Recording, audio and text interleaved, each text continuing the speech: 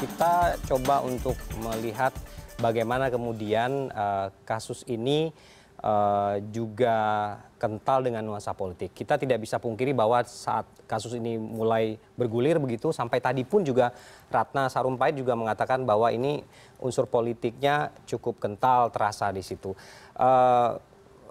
Anda bagaimana? Apakah sepakat dengan klien Anda ini atau seperti apa? Kalau saya melihat memang dari awal memang kasus ini kan di tahun politik, otomatis pasti ada politiknya. Saking ada politiknya kita tahu sendiri bahwa sampai di debat presiden sendiri dibawa oleh Pak Jokowi kan. Ya itu bukti politisasi dari kasus ini. Tapi Jokowi kan pernah mengatakan bahwa mereka berteman begitu. Iya. Tapi kan ini kan pertanyaan tadi kan ini kan politisasi.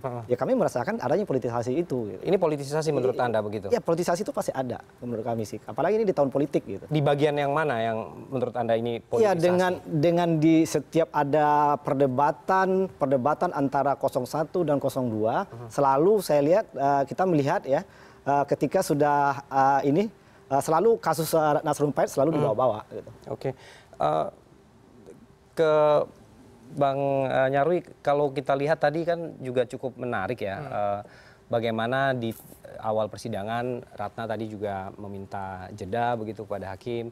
Dan juga ada 2 kali malah juga mengacukan jari. Ini komunikasi yang disampaikan selama persidangan tadi ini, Anda menangkapnya seperti apa? Apa pesan-pesan politik tertentu yang disampaikan atau apa? Ya, sebelum ke sana ya Ferdi ya.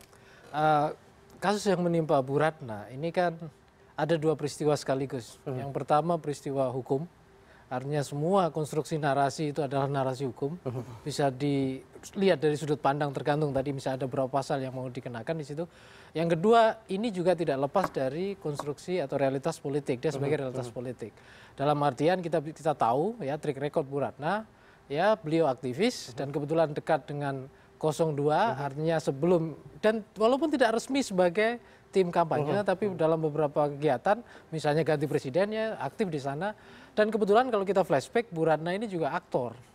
Ya kita tahu Bu Ratna juga aktor dalam berbagai sinema. Nah, saya mau mengatakan begini, terlepas soal konstruksi hukum ya, panggung yang menimpa Bu Ratna atau panggung yang beredar terkait dengan Bu Ratna, ini kemudian bukan hanya panggung Bu Ratna, tetapi peristiwa juga ini panggung politik. Jadi dalam artian apalagi misalnya Bu Ratna mengkonfirmasi bahwa apa yang disampaikan itu hoax, ya itu saya pikir titik tolak bagaimana kemudian kata hoax ya ini menjadi komoditi politik, ya komoditi politik yang kemudian bisa dikapitalisasi khususnya oleh kubu 01 dan banyak argumen kalau kita simak dari tim TKN misalnya menyebutkan itu bagian dari bukti bahwa 02 katanya memainkan yang disebut dengan propaganda Rusia atau ada istilah firehouse of falsehood. Jadi menyemburkan istilahnya semburan ujaran hoax atau ketidakbenaran atau nah di situ. Nah, sebenarnya yang menarik adalah karena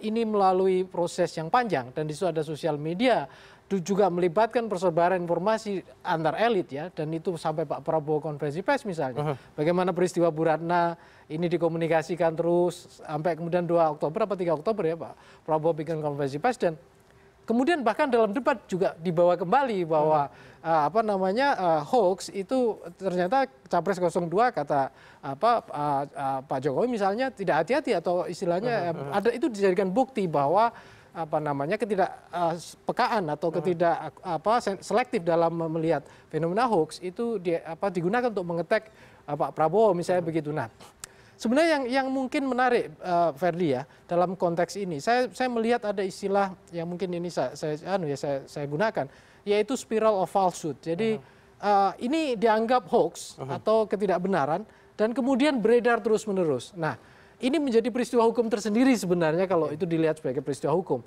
Tetapi ternyata berhenti di Bu Ratna. Tapi yang saya maksudkan adalah Bu Ratna di sini sebagai aktor sentral. Entah dalam konteks peristiwa hukum atau peristiwa politik. Nah, dalam konteks peristiwa politik, nah ini kemudian implikasi dan konsekuensi karena ada asosiasi dengan tim yang ada di kubu Pak Prabowo misalnya selalu menjadi komoditi yang bisa digunakan untuk misalnya mengetek 02 atau dan semua termasuk asumsi bahwa atau misalnya serangan-serangan bahkan di beberapa diskusi itu dijadikan salah satu indikator bagaimana 02 katanya menerapkan propaganda Rusia atau Firehose of Falsehood di situ dan Bu Ratna sebagai salah satu indikator di situ. Oke, berarti memang kedekatannya atau indikasi kedekatan dengan kubu 02 ini cukup dekat begitu ya. Tapi kemudian katanya juga tidak ada komunikasi yang terjalin selama ini. Itu bagaimana sebenarnya? Ya selama ini memang tidak ada kita komunikasi sejak ditangkapnya, sejak ditangkap tanggal 4 itu tidak ada komunikasi sama BPN. Dan tapi sepanjang yang saya ketahui bahwa beliau ini memang Ibu Ratna Sarumpait itu memang merasa bersalah banget. Gitu. Beliau merasa bersalah banget dan menyesal. Makanya saya pikir acungan 2 jari tadi itu tujukan itu untuk mewujudkan kebersalahan beliau, menyatakan penyesalan beliau, menyampaikan pesan itu sebenarnya. Untuk menyaksikan video lengkapnya, klik link di bawah ini.